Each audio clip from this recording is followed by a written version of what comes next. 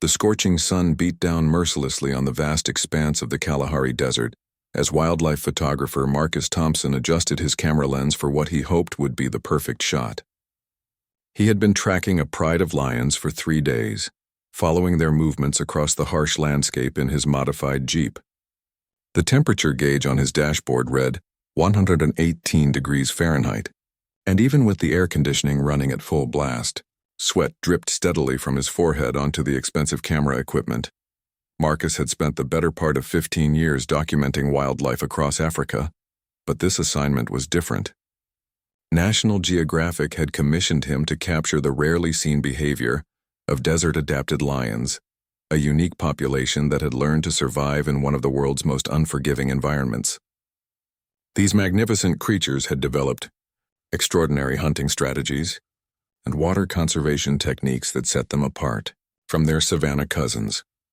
As he navigated through a particularly rocky section of the desert, something caught his eye in the distance.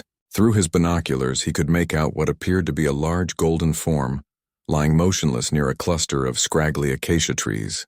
His heart raced with anticipation. Could this be one of the Pride members he had been following? Marcus carefully maneuvered his vehicle closer, maintaining a safe distance as he had learned through years of experience. The closer he got, the more his excitement turned to concern. The lion, a magnificent male with a full dark mane, was clearly in distress. The animal lay on its side, breathing heavily with its tongue hanging out in a desperate attempt to cool itself. Even from 50 yards away, Marcus could see that something was terribly wrong.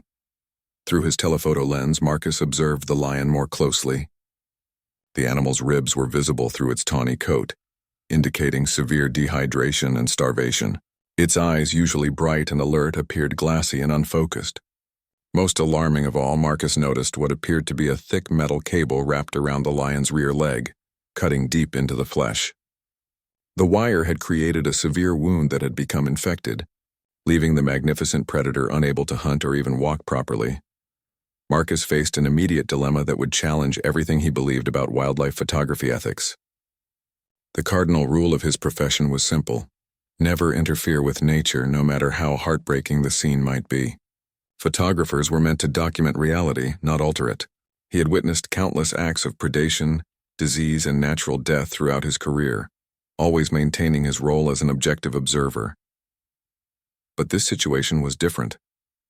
The cable around the lion's leg was clearly man-made, likely a snare set by poachers or local farmers trying to protect their livestock. This wasn't nature taking its course. This was human interference that had condemned a magnificent creature to a slow, agonizing death. The lion had probably been trapped for days, maybe even weeks, slowly dying of thirst and starvation in the merciless desert heat. Marcus sat in his Jeep for nearly an hour, wrestling with his conscience. He watched as the lion made feeble attempts to lift its head, its breathing becoming more labored with each passing minute. The animal was clearly in the final stages of life, and without intervention, it would be dead within hours. The photographer's training told him to document this tragic scene and move on. But his humanity wouldn't allow him to simply watch a suffering creature die when he might be able to help. Finally, Marcus made a decision that would change both his life and the lion's forever. He reached for his satellite phone and called Dr. Sarah Mitchell, a veterinarian he had worked with on previous assignments. Sarah operated a wildlife rescue facility about 200 miles away and had extensive experience with large predators. If anyone could help this lion, it would be her. "Sarah, I need your help," Marcus said as soon as she answered. "I've found a male lion in the Kalahari that's been caught in a poacher's snare. He's dying, and I can't just sit here and watch it happen." Dr. Mitchell's response was immediate and practical. "Marcus, you know the risks involved in approaching a wild lion, even an injured one. These animals can still be extremely dangerous when they feel threatened. But if you're certain the snare is man-made, then we have a moral obligation to try to help." She quickly outlined a plan. Sarah would immediately dispatch her emergency response team with tranquilizer equipment and medical supplies. In the meantime, Marcus would need to monitor the lion closely and try to provide some immediate relief if possible. She warned him to maintain a safe distance and to be prepared to retreat quickly if the lion showed any signs of aggression. As Marcus waited for the rescue team to arrive, he began documenting the scene with his camera. Each photograph told a story of suffering and human impact on wildlife. The contrast was striking. The natural beauty of the desert landscape against the tragic figure of the dying lion, a victim of mankind's encroachment into the wild places of the world. The sun began to set, painting the desert in brilliant shades of orange and red. The temperature started to drop, providing some relief from the day's oppressive heat. Marcus used this opportunity to move his vehicle slightly closer to the lion, hoping to provide some shade and windbreak for the suffering animal. The lion's breathing had become increasingly shallow, and Marcus feared that help might arrive too late. As darkness fell across the desert, Marcus set up powerful LED lights to illuminate the area for the incoming rescue team. The lion remained motionless except for the slight rise and fall of its chest. In the distance, Marcus could hear the faint sound of helicopter rotors cutting through the night air. Dr. Mitchell's team was approaching, carrying with them the lion's only hope for survival. This chance encounter in the vast Kalahari desert would mark the beginning of an extraordinary journey that would capture the attention of people around the world. Marcus Thompson, who had come to the desert to photograph lions in their natural habitat, had instead stumbled upon a story that would challenge conventional wisdom about human intervention in wildlife conservation, and ultimately demonstrate the incredible power of compassion in the face of suffering. The helicopter's powerful spotlight swept across the desert landscape as Dr. Sarah Mitchell and her emergency response team approached Marcus's location. From his position beside the dying lion, Marcus waved his flashlight to guide them to the makeshift landing zone he had marked out with reflective equipment from his Jeep. The sound of the rotors grew louder and the lion stirred slightly, lifting its massive head just enough to show that it was still alive. Dr. Mitchell's team consisted of 4 highly trained wildlife specialists: herself, Dr. James Crawford, a large animal specialist, Mike Peterson, an experienced wildlife capture expert, and Lisa Chen, a veterinary nurse who had worked with big cats for over a decade. As the helicopter touched down about 100 yards from the lion, Marcus felt a surge of hope mixed with anxiety.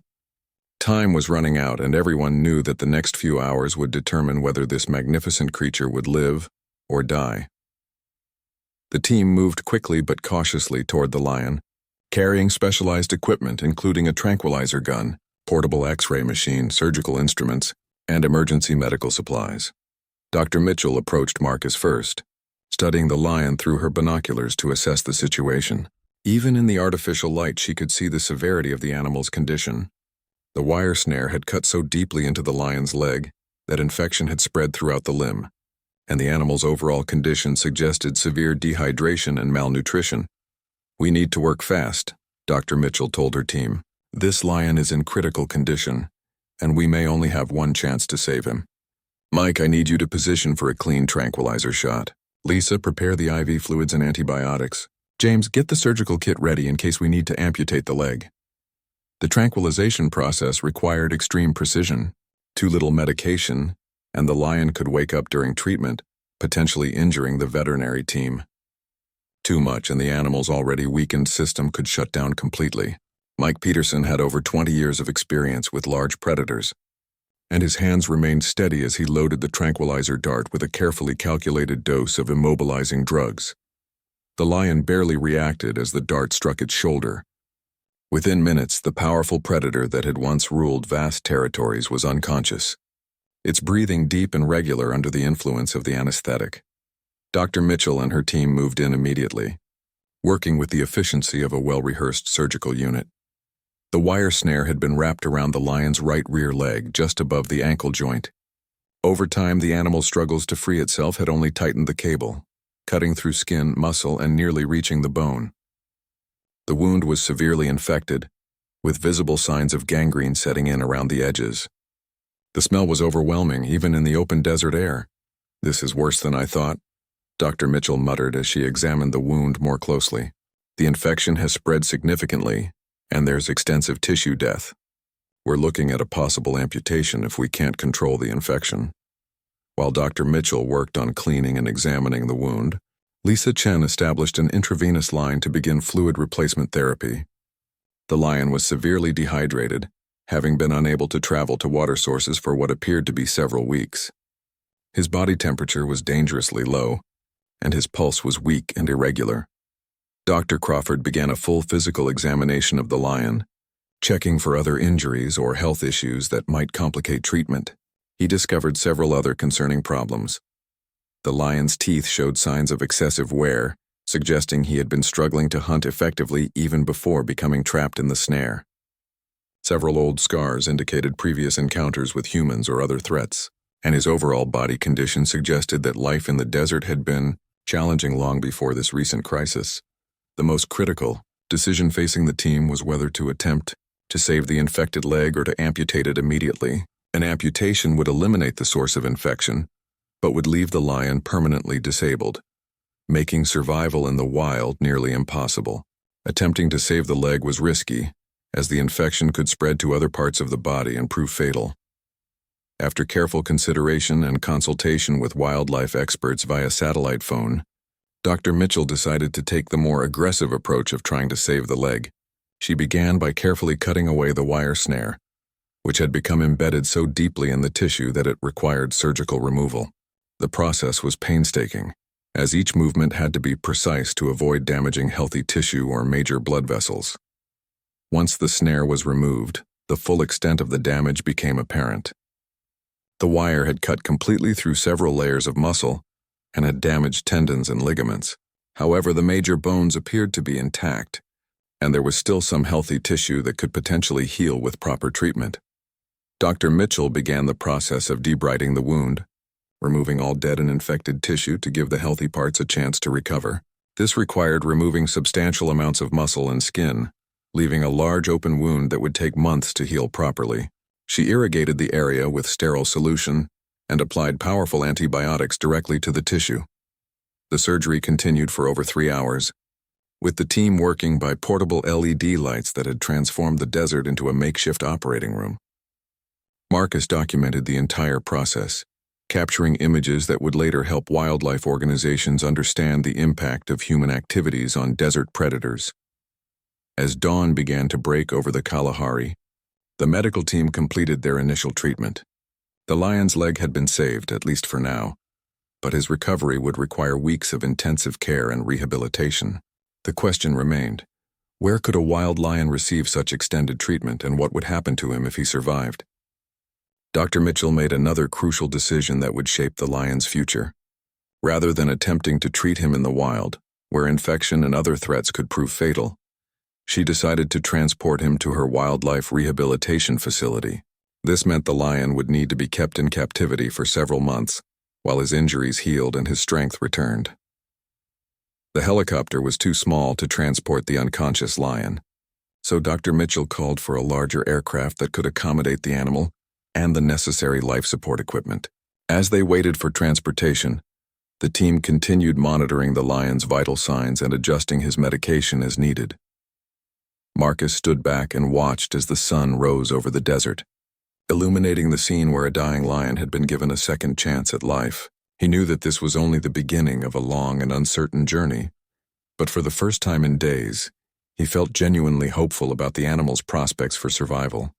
The larger transport helicopter arrived just as the morning sun began to heat the desert air, bringing with it a specialized animal transport cage and additional medical equipment. The lion, whom the team had started calling Kari after the desert where he was found, remained unconscious but stable as they carefully transferred him into the secure transport container. Dr. Mitchell monitored his vital signs continuously during the 2-hour flight to her rehabilitation facility, adjusting oxygen levels and medication as needed to keep him comfortable and stable. The Desert Wildlife Rehabilitation Center sat on 50 acres of fenced land about 30 miles outside of Windhoek, Namibia. Dr. Mitchell had established the facility 5 years earlier after recognizing the growing need for specialized care for animals injured by human activities in the region. The center housed various recovering animals, from small desert foxes to large antelope, but Kari would be their first lion patient. Upon arrival at the facility, Kari was immediately transferred to the medical wing, a state-of-the-art veterinary hospital that Dr. Mitchell had designed specifically for treating large African wildlife. The lion was placed in a temperature-controlled recovery room equipped with monitoring equipment that would track his heart rate, breathing, and other vital functions around the clock. The first week of Kari's recovery was touch and go. Despite the initial surgery, infection continued to threaten his injured leg. requiring daily wound cleaning and antibiotic treatments. Dr. Mitchell and her team took turns monitoring him throughout each day and night, ready to intervene if his condition deteriorated. The lion's body was fighting not only the infection, but also the effects of weeks of starvation and dehydration in the desert. Marcus had decided to stay at the facility to document Kari's recovery process. What had begun as a wildlife photography assignment had evolved into something much more personal and meaningful. He found himself checking on the lion multiple times each day, watching for small signs of improvement and celebrating each minor milestone in the recovery process. On the 5th day, Kari opened his eyes for the first time since the rescue. Dr. Mitchell was adjusting his IV line when the great cat's amber eyes focused on her face. For a moment, predator and human regarded each other in silence, and Dr. Mitchell could see intelligence and awareness returning to the lion's gaze. It was a moment of connection that reminded everyone why they had chosen careers dedicated to wildlife conservation. Kari's appetite began to return slowly. At first, he would only accept small amounts of liquid nutrition administered through a feeding tube. Gradually, he began showing interest in small pieces of meat offered by his caretakers. Dr. Mitchell was encouraged by these signs, but remained cautious about the long-term prognosis for the injured leg. The wound healing process was complicated by the fact that Kari was a wild animal unaccustomed to human contact. Despite his weakened condition, he retained all the instincts of a powerful predator, requiring his caretakers to exercise extreme caution during medical procedures. Dr. Mitchell often had to lightly sedate him for wound cleaning and medication administration, adding stress to an already compromised system. As the weeks passed, Kari's personality began to emerge. Unlike the stereotypical image of lions as purely aggressive predators, he displayed a complex range of behaviors and emotions. He seemed to recognize Dr. Mitchell and the other caretakers who worked with him regularly, often watching them with what appeared to be curiosity rather than fear or aggression. He showed particular interest in Marcus, perhaps recognizing him as the human who had first discovered him in the desert. The rehabilitation process required careful balance between providing necessary medical care and maintaining Kari's wild nature. Dr. Mitchell was determined that the lion should never become dependent on humans for survival.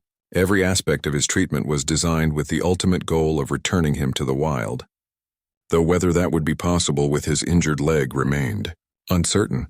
Physical therapy became a crucial part of Kari's daily routine. Dr. Crawford worked with the lion to encourage movement and prevent muscle atrophy in the injured leg. Initially, Kari could barely put weight on the limb, but gradually he began to use it more normally. The sight of the massive predator learning to walk again was both heartbreaking and inspiring for everyone involved in his care. 3 months into his recovery, Kari had regained most of his strength and weight. His coat had returned to its full luster, and his movements showed much of their former grace and power. However, he still walked with a noticeable limp, and Dr. Mitchell worried about his ability to hunt effectively in the wild, with the permanent damage to his leg. The question of Kari's future became a subject of intense debate among wildlife experts. Some argued that he should remain in captivity, where he could live safely but never truly be free. Others insisted that even with his disability, he deserved a chance to return to his natural habitat. Dr. Mitchell found herself torn between her desire to keep Kari safe and her belief that wild animals belonged in the wild. Marcus had been documenting Kari's recovery through thousands of photographs and hours of video footage. His initial assignment for National Geographic had evolved into a much larger project that would eventually become a documentary film and photo essay about wildlife rehabilitation and the impact of human activities on African predators. The images he captured showed not just Kari's physical recovery, but also the emotional journey of everyone involved in his care. As Kari continued to improve, Dr. Mitchell began planning for the next phase of his rehabilitation. If he was ever going to return to the wild, he would need to rebuild his hunting skills and regain full confidence in his physical abilities. This would require moving him from the medical facility to a larger enclosure where he could practice stalking and chasing prey animals. The decision about Kari's future would ultimately depend on a series of tests designed to evaluate his readiness for life in the wild. These tests would assess his hunting ability, his territorial behavior, and his overall physical condition. If he passed these evaluations, plans would be made for his release back into the Kalahari Desert, where Marcus had first found him. But even as preparations began for these crucial tests, everyone involved in Kari's care knew that the bond formed between human and lion during his recovery had created complications that would never fully disappear. The question was whether Kari could overcome months of human contact and rediscover his wild instincts, or whether his rescue had forever changed his relationship with the natural world. The story of Kari's rehabilitation was beginning to attract international attention, with wildlife organizations and media outlets following his progress closely. What had started as one man's decision to help a dying animal was becoming a symbol of hope for wildlife conservation efforts across Africa. 6 months after his rescue, Kari was transferred to a 10-acre enclosed area designed to simulate natural hunting conditions. This transitional habitat contained rocky outcroppings, scattered vegetation, and a water source that mimicked the environment he would face upon release. Dr. Mitchell and her team had spent weeks preparing this space, installing hidden cameras and monitoring equipment that would allow them to observe Kari's behavior without human interference. The first challenge was determining whether Kari could successfully hunt live prey. In the wild, lions typically hunt in groups using coordinated strategies to bring down large animals. As a solitary male with a permanent leg injury, Kari would need to develop new techniques adapted to his physical limitations. Dr. Mitchell introduced small antelope and other prey animals into the enclosure, carefully monitoring each interaction to assess his progress. Initially, Kari showed little interest in hunting. Months of receiving prepared food had dulled his predatory instincts, and his injured leg made him cautious about aggressive movements. He would watch potential prey animals with interest, but seemed reluctant to initiate an attack. Dr. Mitchell began to worry that his time in captivity had fundamentally changed his nature, possibly making him unsuitable for release back into the wild. Marcus continued documenting every aspect of Kari's rehabilitation, capturing both successes and setbacks. His footage showed the lion's gradual progression from a cautious, hesitant predator to a more confident hunter. The first successful hunt occurred on a rain-soaked afternoon when Kari managed to catch a small duiker that had wandered too close to his resting spot. Though the attack lacked the explosive power of a healthy lion, it demonstrated that his hunting instincts remained intact.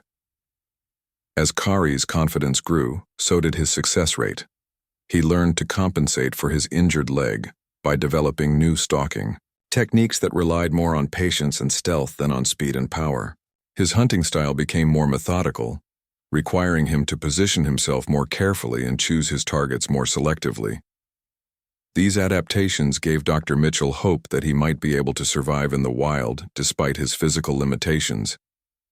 The psychological aspects of Kari's rehabilitation proved just as challenging as the physical ones. Lions are social animals, and months of isolation from his own kind had affected his behavior in subtle but significant ways. He showed signs of depression and anxiety, often pacing restlessly around his enclosure and calling out with deep, mournful roars that echoed across the facility at night. Dr. Mitchell consulted with animal behaviorists and lion experts from around the world, seeking advice on how to address Kari's emotional needs. Some suggested introducing him to other lions at the facility, but the risk of territorial conflicts and disease transmission made this option problematic. Others recommended environmental enrichment activities designed to stimulate his mind and provide outlets for natural behaviors. The breakthrough came when Marcus suggested something unconventional. He had noticed that Kari seemed most relaxed and content when Marcus was nearby, often approaching the fence and lying down close to where the photographer worked. Despite warnings about the risks of human-animal bonding, Dr. Mitchell agreed to allow Marcus to spend more time in proximity to Kari's enclosure, providing a form of companionship that seemed to ease the lion's psychological distress. This decision proved controversial among wildlife rehabilitation experts. Critics argued that encouraging any form of human-animal bond would make Kari's eventual release more difficult and potentially dangerous. They pointed out that a lion comfortable with human presence might approach people in the wild, creating risks for both the animal and local communities. Dr. Mitchell defended her decision by noting that Kari's mental health was crucial to his physical recovery and eventual release. She implemented strict protocols to ensure that Kari's interactions with Marcus remained controlled and professional. Marcus was never allowed inside the enclosure and was required to maintain specific distances and behavioral guidelines during his visits. The international media attention surrounding Kari's story continued to grow. Wildlife documentary producers, journalists, and photographers from around the world requested access to the facility. Dr. Mitchell carefully managed these visits, allowing only those who could contribute positively to Kari's story while maintaining the focus on his rehabilitation rather than entertainment. One of the most significant developments came when a team of researchers from the University of Cape Town arrived to study Kari's case. Led by Dr. Amanda Foster, a specialist in large carnivore behavior, the research team was interested in documenting the long-term effects of human intervention on wild predator behavior. Their study would follow Kari through his release and track his behavior in the wild for several years. Dr. Foster's preliminary observations were encouraging.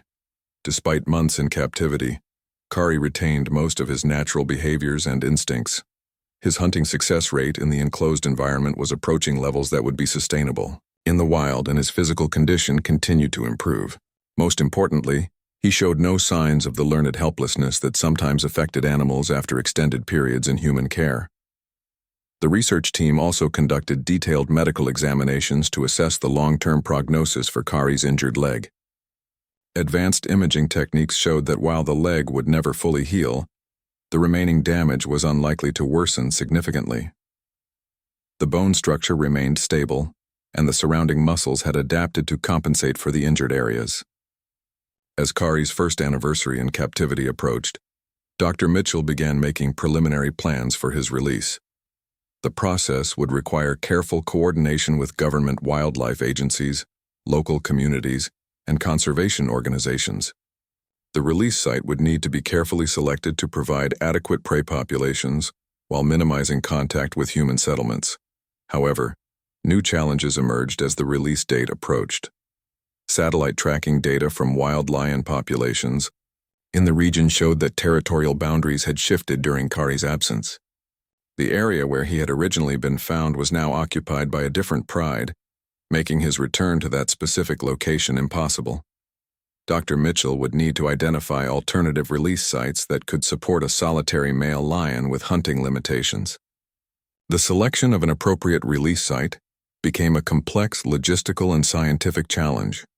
The chosen area would need to have sufficient prey animals to support Kari's modified hunting capabilities, water sources that he could access, with his mobility limitations and minimal human activity that could lead to conflicts. Several potential sites were identified, each requiring detailed surveys and assessments. Marcus found himself becoming increasingly invested in Kari's future. What had begun as a professional assignment had evolved into a personal mission to ensure the lion's successful return to the wild. He began working with Dr. Mitchell to identify potential release sites, using his knowledge of the region and contacts within the local conservation community. The bond between Marcus and Kari had become something unique in the world of wildlife rehabilitation. While maintaining appropriate boundaries, Marcus had become a consistent presence in the lion's life, providing stability and familiarity during a period of tremendous change and uncertainty. This relationship would play a crucial role in the final phase of Kari's journey back to freedom. The release preparation process began in earnest during Kari's 14th month in captivity. Dr. Mitchell and her team had identified a remote section of the Kalahari Desert approximately 150 miles from where Marcus had originally found the dying lion. This area offered ideal conditions: abundant prey populations, multiple water sources, and minimal human activity. Most importantly, satellite tracking data confirmed that no resident lion pride claimed this territory, giving Kari the opportunity to establish his own domain without immediate territorial conflicts. The pre-release medical evaluation revealed remarkable progress in Kari's recovery. While his injured leg remained visibly scarred and would always cause a slight limp, the limb had regained approximately 70% of its original function. Dr. Crawford's detailed mobility tests showed that Kari could run, jump and climb with sufficient agility to survive in the wild. His hunting success rate in the enclosed environment had reached 85%, well above the threshold needed for independent survival. However, the psychological preparation for release proved more complex than anyone had anticipated. After more than a year in human care, Kari had developed behavioral patterns that worried the rehabilitation team. He showed signs of separation anxiety when his familiar caretakers were absent for extended periods, and he had become accustomed to predictable feeding schedules and human presence. Dr. Foster's behavioral assessments indicated that while Kari retained his wild instincts, he had also developed dependencies that could complicate his transition back to complete independence. To address these concerns, Dr. Mitchell implemented a gradual weaning process designed to reduce Kari's reliance on human contact. Feeding schedules became irregular and unpredictable, forcing him to rely more heavily on hunting for sustenance. Human contact was systematically reduced, with caretakers spending less time near his enclosure and all routine maintenance activities conducted when Kari was sleeping or resting in distant areas. Marcus faced a particularly difficult decision during this phase. His presence had provided comfort and stability for Kari throughout the rehabilitation process, but continuing this relationship could potentially compromise the lion's ability to readjust to life without human contact. After extensive consultation with Dr. Mitchell and the behavioral team, Marcus made the painful decision to gradually reduce his visits to Kari's enclosure. Despite the clear distress this caused both him and the lion, the separation process was emotionally challenging for everyone involved. Kari's behavior changed noticeably as human contact decreased. He became more restless and vocal, often spending hours pacing along the fence line where Marcus used to sit. His appetite decreased temporarily, and his hunting behavior became more aggressive and urgent, as if he sensed that his comfortable existence was about to change dramatically. 3 weeks before the planned release date, Dr. Mitchell made a crucial decision to conduct a final test of Kari's readiness for independence. The lion would be moved to a temporary holding facility at the release site, where he would spend his final days in captivity, adapting to the specific environmental conditions he would face after release. This facility consisted of a smaller enclosure that allowed him to become familiar with the local terrain, weather patterns, and prey animals while still providing security and monitoring capabilities. The transport to the release site required careful planning and execution. Kari was tranquilized for the journey, a process that had become routine during his medical treatments but remained potentially dangerous given his size and strength.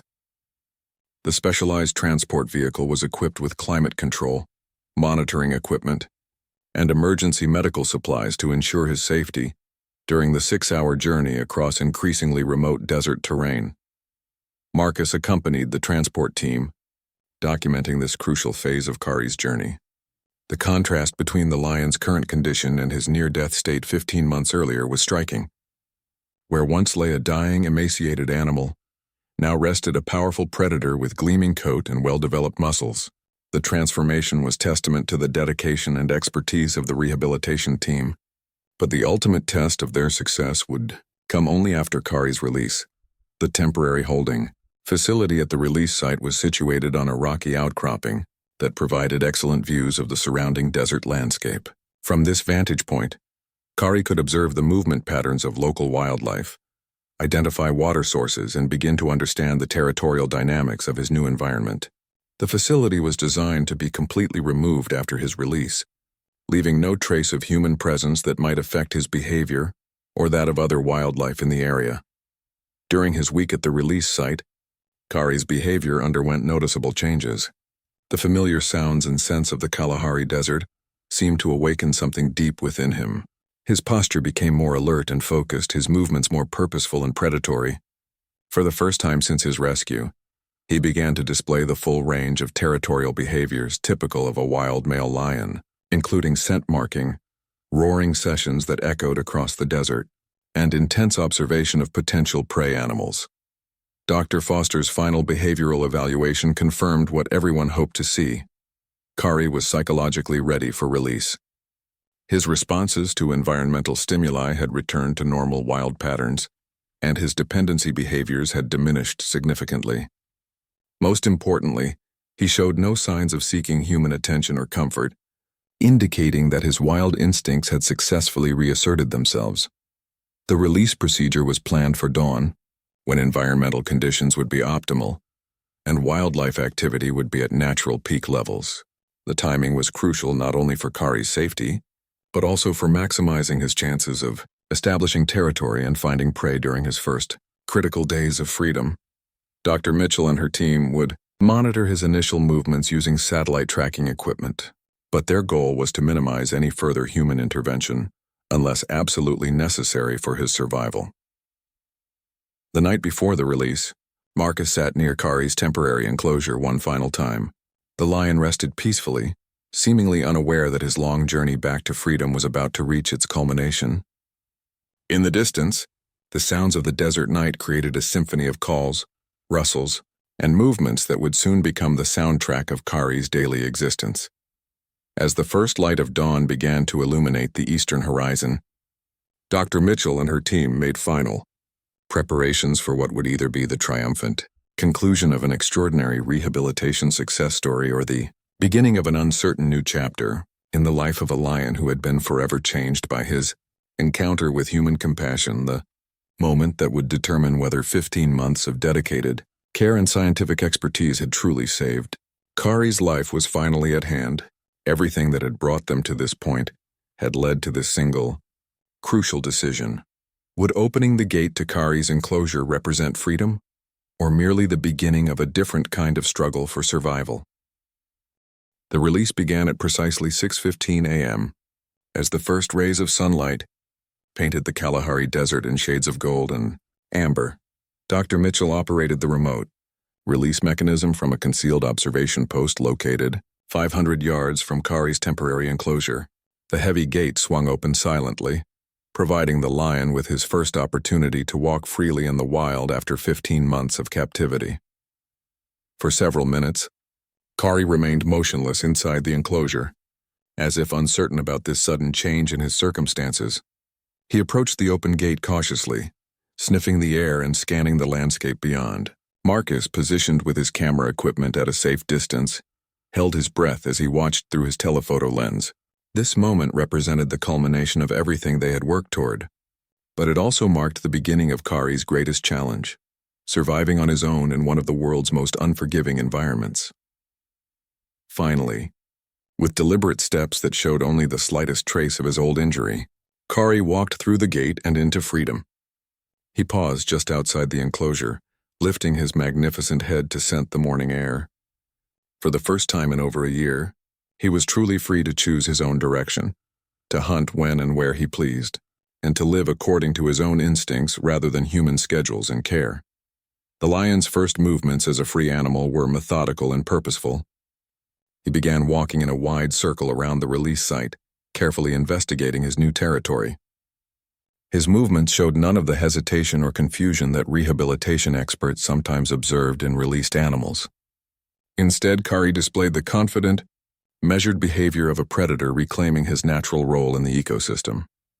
Within 2 hours of his release, Kari had moved nearly 3 miles from the release site, following what appeared to be established game trails toward a distant water source. The satellite tracking collar fitted before his release transmitted his coordinates every 30 minutes, allowing Dr. Mitchell's team to monitor his progress without direct observation. The initial data was encouraging.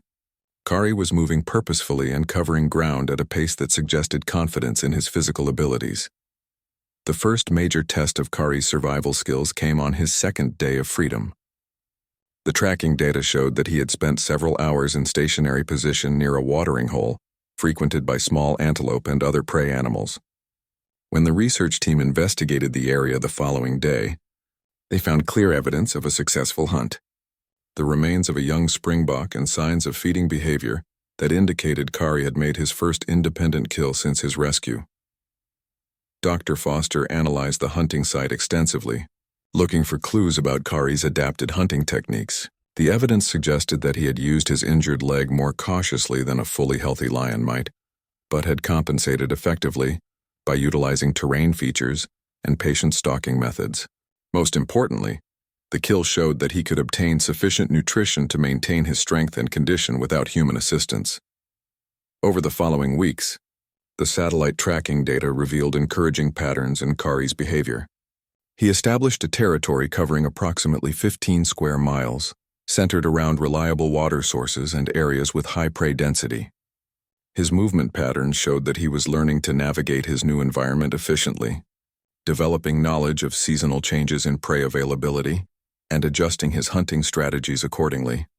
Marcus continued to document Kari's progress from a distance, using remote camera equipment and occasional aerial surveys to capture images and video footage of the lion's life in the wild. These materials would eventually form the basis of a documentary film that would share Kari's story with audiences around the world, highlighting both the challenges facing wildlife in human-dominated landscapes and the potential for successful conservation interventions. 3 months after his release, Kari faced his most significant challenge yet. Drought conditions had reduced water availability throughout the region, concentrating wildlife around a few remaining permanent water sources. Competition for these resources intensified, bringing Kari into contact with other predators and forcing him to defend his territory more aggressively than ever before. The tracking data from this period showed increased movement patterns as Kari adapted his territory to account for changing environmental conditions. Dr. Mitchell's team observed him successfully defending access to water sources against younger male lions and adjusting his hunting patterns to take advantage of prey animals concentrated around remaining waterholes. His behavior demonstrated the flexibility and intelligence that had made his rehabilitation possible. One of the most remarkable developments occurred 6 months after his release, when remote camera footage captured Kari interacting with a small pride of lions that had moved into the adjacent territory. Rather than engaging in territorial conflict, the lions seemed to tolerate his presence, occasionally even sharing large kills. This social adaptation suggested that Kari had successfully reintegrated into the complex social dynamics of wild lion populations, despite his months in isolation. A year after his release, comprehensive health monitoring conducted during a routine veterinary check revealed the full extent of Kari's successful adaptation to wildlife. His weight had stabilized at optimal levels, his injured leg showed no signs of deterioration, and his overall condition indicated that he was thriving in his desert environment. Blood tests revealed no signs of stress or nutritional deficiency, confirming that he was successfully obtaining all necessary resources through his own hunting efforts. The long-term tracking data compiled over 18 months of freedom painted a picture of complete rehabilitation success. Kari had established himself as a dominant predator in his territory, successfully adapting his hunting techniques to account for his physical limitations while maintaining the territorial and social behaviors essential for wild lion survival. His territory had gradually expanded to cover nearly 20 square miles, indicating confidence and success in his environment. Dr. Mitchell's final evaluation of the project concluded that Kari's case represented a breakthrough in wildlife rehabilitation science. His successful return to the wild despite significant physical injuries and extended captivity provided hope for similar cases in the future. The detailed documentation of his rehabilitation and release would serve as a template for treating other injured predators, potentially saving countless lives in years to come. Marcus completed his documentary project 3 years after Kari's release, creating a film that captured not only the lion's remarkable journey, but also the broader issues surrounding human-wildlife conflict in Africa. The documentary premiered at international film festivals and was eventually broadcast worldwide, raising awareness about wildlife conservation and inspiring support for rehabilitation programs across the continent. The story of Kari's rescue, rehabilitation, and successful return to the wild became a symbol of hope for wildlife conservation efforts everywhere. It demonstrated that with sufficient expertise, dedication, and resources, even the most challenging cases could result in successful outcomes.